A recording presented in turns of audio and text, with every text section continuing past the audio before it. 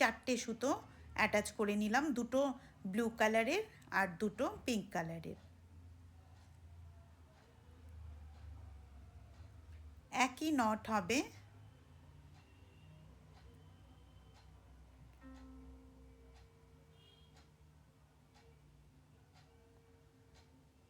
তাই আমি তোমাদের একটু স্পিডে দেখিয়ে দিচ্ছি।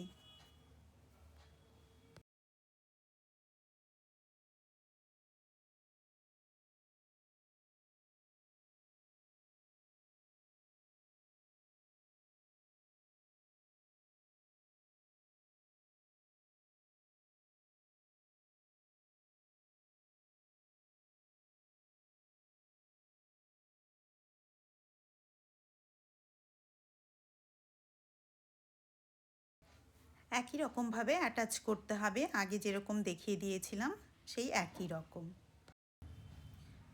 দেখো হয়ে গেল। এই রকমভাবেই এই যে বাকি সুতোটা আছে সেই সুতো দিয়েও আরেকটা তৈরি করে ফেললাম। এবার কি বুঝতে পারছো এটা কি হচ্ছে? এই সুতোগুলোকে একটু ছাড়িয়ে নিয়ে ট্রিম করে দিচ্ছি। এবারে কি করব, বিটটা যে নিয়েছি একটা, সেই বিটটা সুতোর মধ্যে পরিয়ে নিয়ে তারপরে এখানে সেট করব। দেখো বিটে সুতোটা আমি কিভাবে পরাচ্ছি, এইভাবে পরিয়ে নিয়েও খুব সুবিধে হবে। মাঝ বরাবর এই বিটটাকে আমি সেট করব। তোমরা দেখে এই মুহূর্তে দেখে কি মনে হচ্ছে তোমাদের, কে কে বুঝতে পেরেছো কমেন্টস করে জানাও। 60 সেন্টিমিটারের এই ব্লু কালারের ম্যাক্রামে কর্ডটা নিয়েছি, তার মধ্যে বিটটাকে পরিয়ে নিয়ে মাঝ বরাবর এইভাবে করে সেট করতে হবে।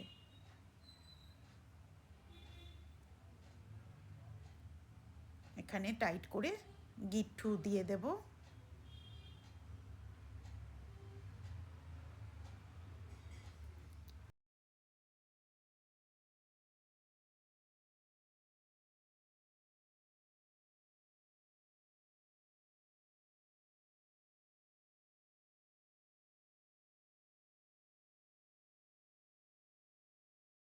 এটা সিনামন স্টিক বা দারুচিনির একটা স্টিক আমি নিয়েছি।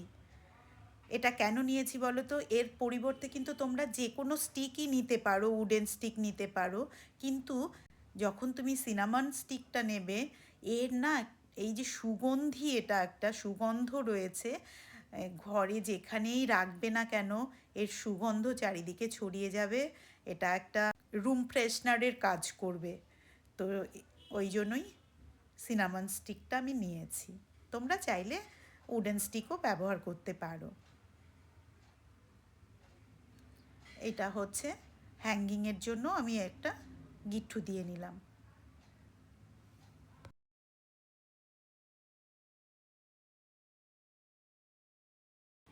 হ্যাঙ্গিংয়ের জায়গা তো তৈরি হয়ে গেল, এখন একটু কাজ বাকি আছে, সেটা আমি তোমাদের সামনেই করে দেখাবো। তোমরা নিশ্চয়ই বুঝতেই পারছো কী কাজ বাকি আছে। তো চলো আমরা কাজটা করি আর দেখে নিই।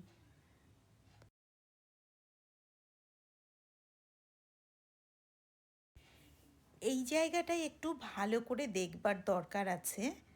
এবারে কি করলাম, এই যে বিডের সাথে যে ব্লু কালারের দুটো সুতো রয়েছে, সেই দুটো সুতোর সাথে এই সিনামন স্টিকের সাথে যে সুতোগুলো রয়েছে দুটো, তার একটা সুতোর সাথে বিডের একটা সুতোর গিঁঠু দেব, উল্টো দিকেও তাই একই রকমভাবে দুটো সুতোর সাথে গিঁঠু দেব, দিয়ে সুতো দুটো এপাশ বাঁ পাশের সুতো দুটো এবং ডান পাশের সুতো দুটো দিয়ে আমার সামনের দিকে কাজ হবে।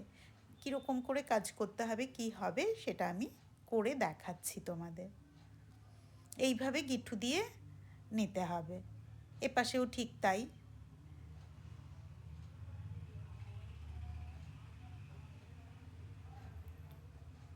যতটা হাইট আমি রাখবো সিনামন স্টিকের থেকে, ততটা হাইট রেখে সেই জায়গাটায় আমি বিডের ব্লু কালারের যে দুটো সুতো, সেই দুটো সুতো দিয়ে গিঁঠু দিয়ে নিলাম। এইবারে কি করব দেখো, ওই একই নট আবার করব। এবার তো বুঝেই গেছো কি হচ্ছে। একদম ঠিক ধরেছ, বাটারফ্লাই হচ্ছে, তার সাথে সুগন্ধি হিসেবে রয়েছে সিনামন স্টিক।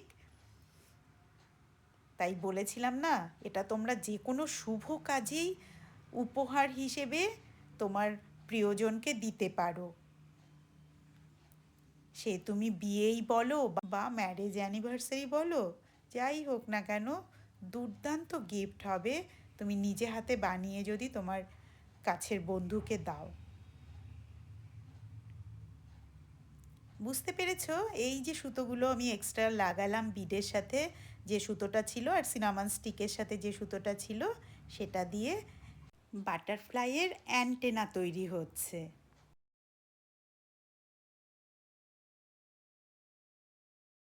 তোমরা যে কোনো কালার কম্বিনেশনের করতে পারো। আমার এই কালারগুলো অ্যাভেলেবেল ছিল, তাই আমি এই কালারগুলো দিয়েই করেছি। বাটারফ্লাই তো জানোই ভীষণ কালারফুল হয়, তাই তোমাদের পছন্দ মতন কালার চুজ করে তোমরা বানাবে।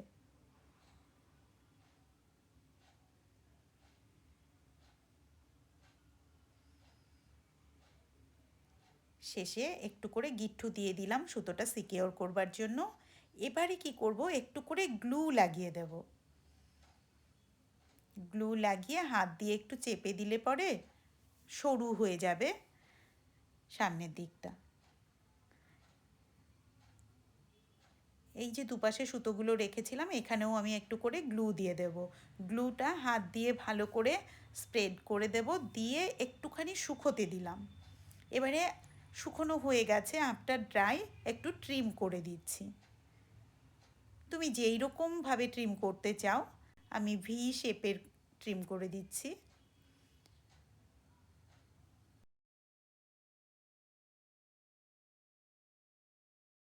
এপাশেও তাই ট্রিম করে দিতে হবে। কীরকম লাগছে বলো এখন? ভালো লাগছে তো? দুর্দান্ত একটা গিফট আইডিয়া হচ্ছে তো এটা। তোমরা কমেন্ট বক্সে জানাও আমায় তোমাদের কীরকম লাগলো।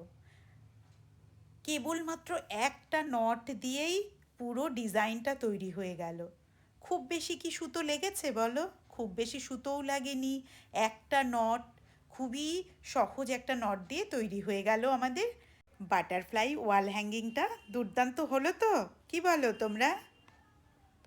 একই সাথে এটা রুম ফ্রেশনার এবং ওয়াল ডেকোরের কাজও করবে।